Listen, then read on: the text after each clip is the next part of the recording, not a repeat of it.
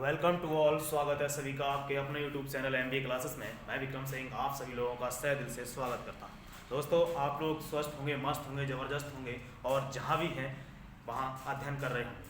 आज हम लोग पढ़ेंगे कि इलेक्ट्रिक फ्लक्स यानी वैद्युत फ्लक्स क्या है। आज हम लोग वैद्युत फ्लक्स के बारे में जानेंगे कि वैद्युत फ्लक्स क्या होता है, वैद्युत फ्लक्स की विमा क्या होती है, वैद्युत फ्लक्स का मात्रक क्या होता है। बहुत ही साधारण भाषा में समझें तो यह एक काल्पनिक पृष्ठ होता है जिसकी हम सिर्फ और सिर्फ इमेजिन कर सकते हैं, कल्पना कर सकते हैं। एक काल्पनिक पृष्ठ होता है और इस पृष्ठ से वैद्युत बल रेखाएं गुजरती हैं। यह एक काल्पनिक पृष्ठ है, हमने इमेज किया, यह कोई काल्पनिक पृष्ठ है और इस पृष्ठ से वैद्युत बल रेखाएं गुजर रही हैं। तो उस काल्पनिक पृष्ठ को हम लोग कहते हैं वैद्युत फ्लक्स। देखिए, वैद्युत क्षेत्र में स्थित किसी काल्पनिक पृष्ठ पर वैद्युत फ्लक्स उस पृष्ठ से होकर गुजरने वाली वैद्युत बल रेखाओं की संख्या की माप है।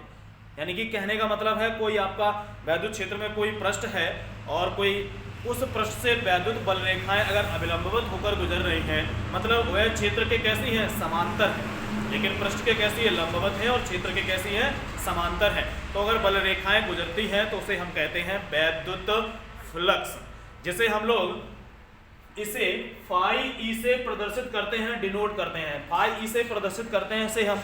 तो हमने उस दिन बताया था आपको कि जब भी कोई भी बल रेखाएं हैं अगर क्षेत्र के समांतर है, क्षेत्र के समांतर है, मतलब लेटी हुई है, कोई व्यक्ति लेटा हुआ है तो क्या लगा के लेटा है, क्वार्टर लगा के लेटा है, यही बताया था मैंने।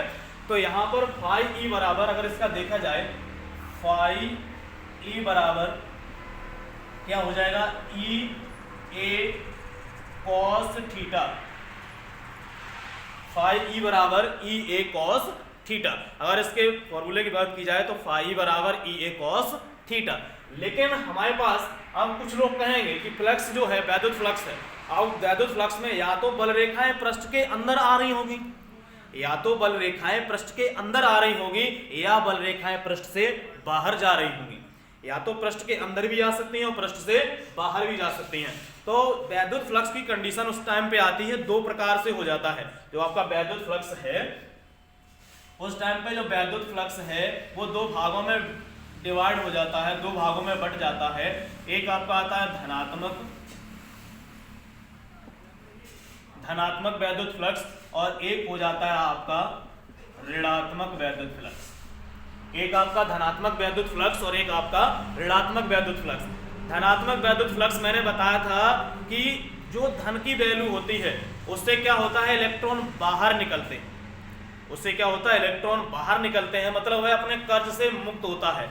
जैसे ही वह अपने कर्ज से मुक्त हो गया, मतलब इलेक्ट्रॉन इमिट उसने बाहर निकाल दिए, तो वह जो अवस्था है उसकी धनात्मक अवस्था है। तो ऐसे ही मान लीजिए कोई आपका काल्पनिक पृष्ठ है और उस पृष्ठ से बल रेखाएं बाहर निकल रही हैं। दोबारा समझेंगे, कोई काल्पनिक पृष्ठ है और उस पृष्ठ से बल रेखाएं बाहर निकल रही हैं, तो वह आपका हो जाएगा धनात्मक फ्लक्स। जैसे मान लो यहाँ पे यह आपका कोई काल्पनिक पृष्ठ है, काल्पनिक पृष्ठ, और इस काल्पनिक पृष्ठ से बल रेखाएं बाहर की ओर निकल रही हैं। इस काल्पनिक पृष्ठ से क्या हुआ, बल रेखाएं बाहर की ओर निकल रही हैं, और जब बल रेखाएं बाहर की ओर निकल रही हैं तो यह कौन सा फ्लक्स हो गया, धनात्मक फ्लक्स हो गया। कौन सा फ्लक्स हो गया, धनात्मक वैद्युत फ्लक्स हो गया। ऐसे ही यहां की कंडीशन में ये मान लीजिए आपका कोई काल्पनिक पृष्ठ है, ठीक है, काल्पनिक पृष्ठ, सर्दी बहुत है, काल्पनिक पृष्ठ है और काल्पनिक पृष्ठ में बल रेखाएं अंदर की ओर आ रही हैं। मतलब किसी के पास पहले से पैसा नहीं है और पड़ोसी से उधार मांग रहे हो है, मतलब कर्ज में डूब रहे हो है। तो उस प्रकार से ऐसे यहाँ पे बल रेखाएं अगर फ्लक्स के बल रेखाएं जो है पृष्ठ के अंदर प्रवेश कर रही हैं, बल रेखाएं पृष्ठ के अंदर आ रही हैं, तो वह आपका फ्लक्स हो जाएगा कौन सा फ्लक्स, ऋणात्मक वैद्युत फ्लक्स। कौन सा फ्लक्स, ऋणात्मक वैद्युत फ्लक्स। हम लोग समझ चुके हैं सबसे पहले वैद्युत फ्लक्स यानी कि जो कोई भी काल्पनिक पृष्ठ है और उस पृष्ठ से बल रेखाएं बाहर की ओर निकले या अंदर की ओर आए, मतलब उससे अविलंबवत गुजरे, तो वह आपका पृष्ठ कौन सा पृष्ठ है, वैद्युत फ्लक्स कहलाएगा, वैद्युत फ्लक्स कहलाएगा। ऐसे ही और जो वैद्युत फ्लक्स की कंडीशन है, या तो बल रेखाएं पृष्ठ के अंदर आ रही होंगी या बल रेखाएं पृष्ठ से बाहर जा रही होंगी। तो जैसे ही बल रेखाएं पृष्ठ के अंदर प्रवेश करती हैं तो उस वाले जो वैद्युत फ्लक्स है उसे हम क्या कहेंगे, अंदर प्रवेश कर रही है तो ऋणात्मक वैद्युत फ्लक्स, और बाहर निकल रही है तो धनात्मक वैद्युत फ्लक्स। आई होप यहां तक आप लोग समझ चुके होंगे। फाई बराबर ई कॉस थीटा है। मात्रक की बात की जाए, अगर हम इसका मात्रक देखें, मात्रक अगर मात्रक देखेंगे तो फाई ई है, अगर यहाँ पे ई लिखा है और ए लिखा है, कोई भी कांस्टेंट वैल्यू कॉस साइन जो भी कोण की कोई भी आपका कुछ नहीं लिखते हैं, उसका मात्रक लेस हो जाएगा। मैक्सिमम कंडीशन में कॉस थीटा बराबर 0 अंश हो जाएगा। तो यहाँ पे फाई ई बराबर कितना रह जाएगा, ई और ए। मात्रक देखेंगे तो जो ई है, ई आपका क्या है, वैद्युत क्षेत्र है, और वैद्युत क्षेत्र का मात्रक न्यूटन प्रति कूलाम होता है। वैद्युत क्षेत्र का मात्रक, इसका मात्रक लिखेंगे न्यूटन प्रति कूलाम। अब न्यूटन प्रति कूलाम हो गया। एक आपका एरिया दे रखा है, तो एरिया है ये जो एरिया है, एरिया आपका क्षेत्रफल, और क्षेत्रफल लंबाई गुणा चौड़ाई, मतलब मीटर का स्क्वायर हो गया, मतलब मीटर का स्क्वायर हो गया। न्यूटन मीटर स्क्वायर प्रति कूलाम हो जाएगा। क्या हो जाएगा, न्यूटन मीटर स्क्वायर प्रति कूलाम। मात्र क्या हो गया, न्यूटन मीटर स्क्वायर और प्रति कूलाम, न्यूटन मीटर स्क्वायर प्रति कूलाम। ये हो गया इसका मात्रक। लेकिन कहानी अभी खत्म नहीं हुई है। मात्रक से ही कहानी खत्म नहीं होती, मात्रक के बाद उसकी विमा जरूर निकालनी पड़ती है। तो विमा निकालेंगे। जय हो न्यूटन बाबा।